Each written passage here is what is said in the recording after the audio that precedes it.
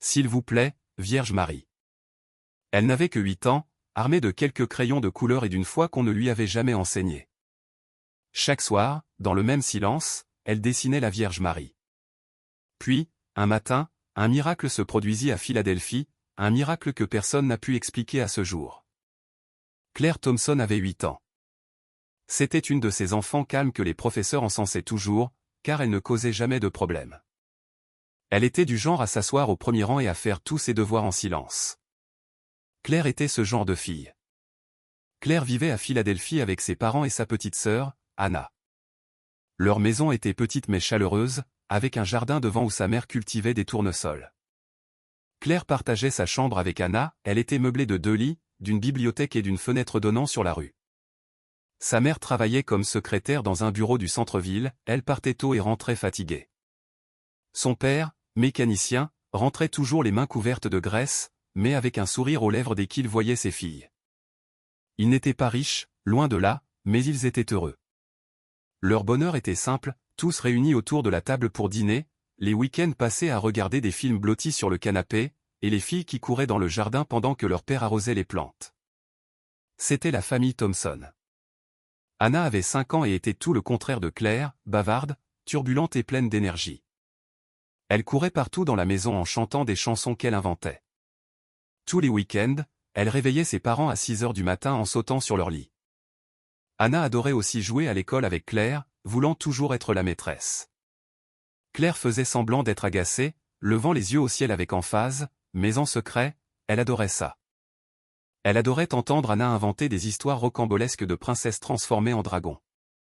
Elle adorait quand sa sœur se jetait dans son lit le soir après un cauchemar, et qu'elle ne parvenait à s'endormir qu'en la serrant dans ses bras. Claire aimait aussi qu'Anna lui prenne toujours la main quand elle marchait sur le trottoir. « Pour que tu ne te perdes pas », disait toujours Anna d'un ton sérieux, et Claire souriait immanquablement.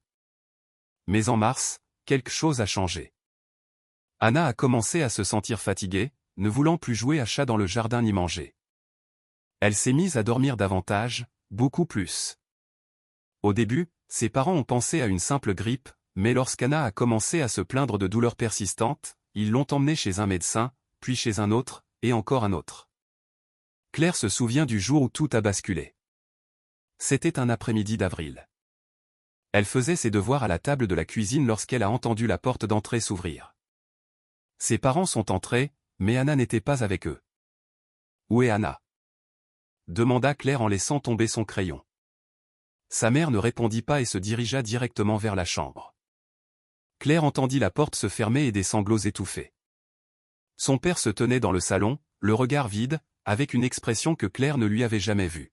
« Papa » appela Claire, « où est Anna ?» Il cligna des yeux comme s'il avait oublié sa présence. Elle a dû rester à l'hôpital quelques jours pour des examens. « Quels examens ?» insista Claire. « Des examens importants. » « Mais est-ce qu'elle va s'en sortir ?» Son père regarda Claire, et dans ce regard, Claire vit quelque chose qui lui noua l'estomac, la peur, une peur pure et simple. « On l'espère, ma chérie.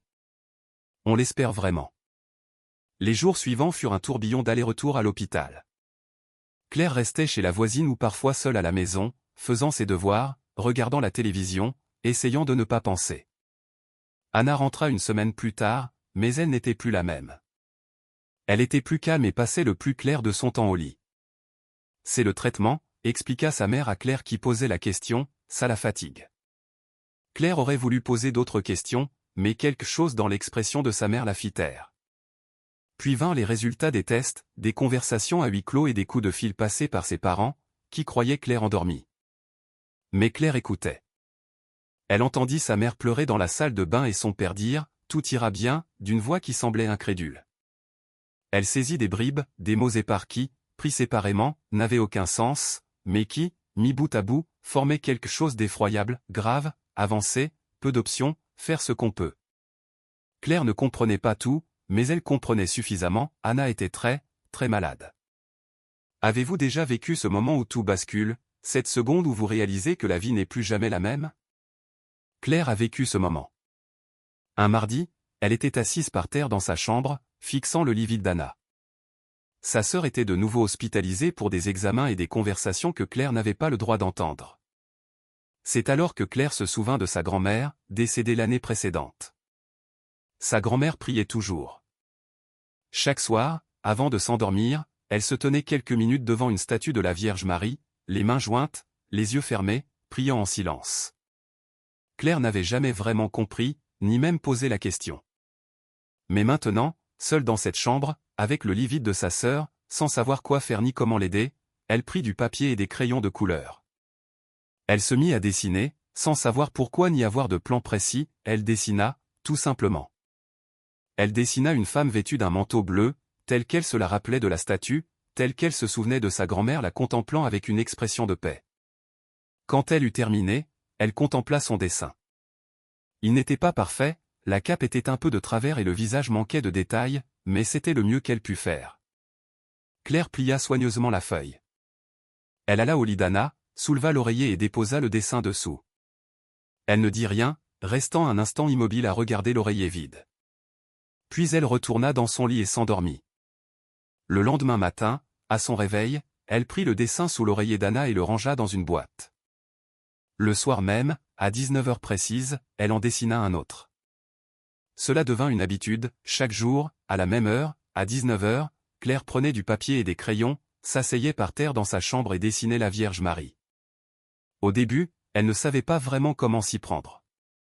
Son premier dessin était affreux, un cercle pour la tête, un triangle pour la cape, des traits tordus censés représenter les bras. Mais elle essaya. Le deuxième jour, c'était un peu mieux, la forme de la cape, les mains jointes, l'expression sereine du visage. Le troisième jour, elle ajouta des couleurs, du bleu pour la cape, du blanc pour la tunique et un rose très pâle pour le visage. Parfois, les dessins étaient réussis, parfois non. Certains jours, elle n'avait aucune envie de dessiner, mais elle se forçait. D'autres jours, elle dessinait en pleurant, mais elle dessinait. Et tout en dessinant, elle priait, sans belles paroles ni formules appropriées. Elle ne connaissait pas vraiment les prières, sa grand-mère ne les lui avait jamais apprises. Alors elle parlait simplement, « S'il vous plaît, ma sœur doit rentrer à la maison. S'il vous plaît, je promets d'être une meilleure sœur.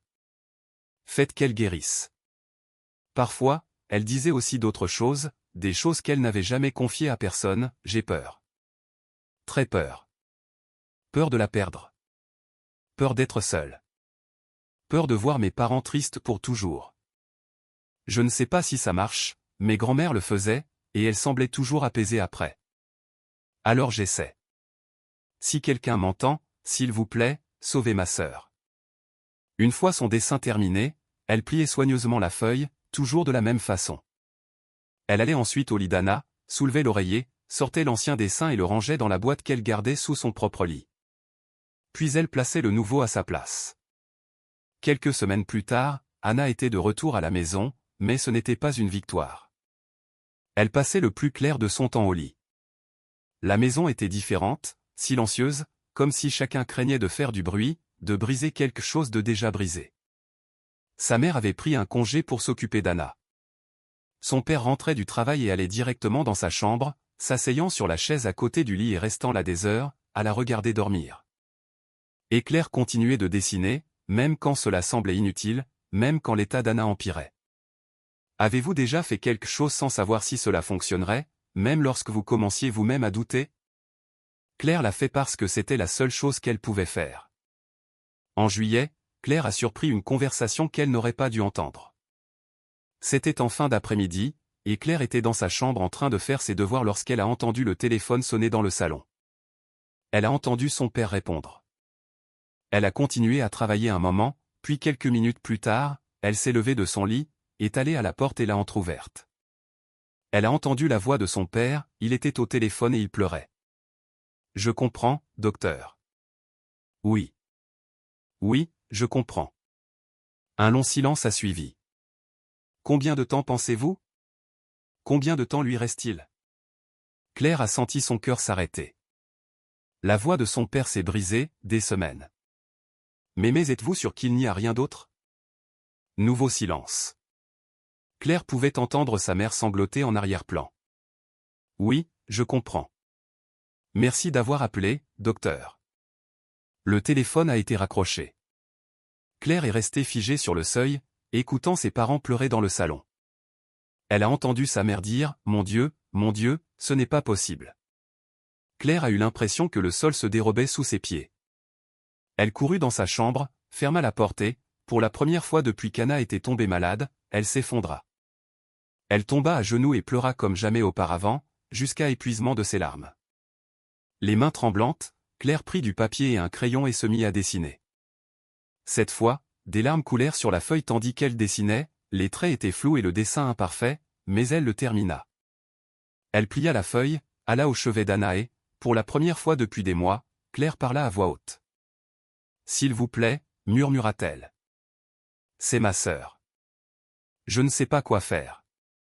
Je ne sais pas comment l'aider, mais s'il vous plaît, si quelqu'un m'entend, s'il vous plaît. » Elle glissa le dessin sous l'oreiller et resta là,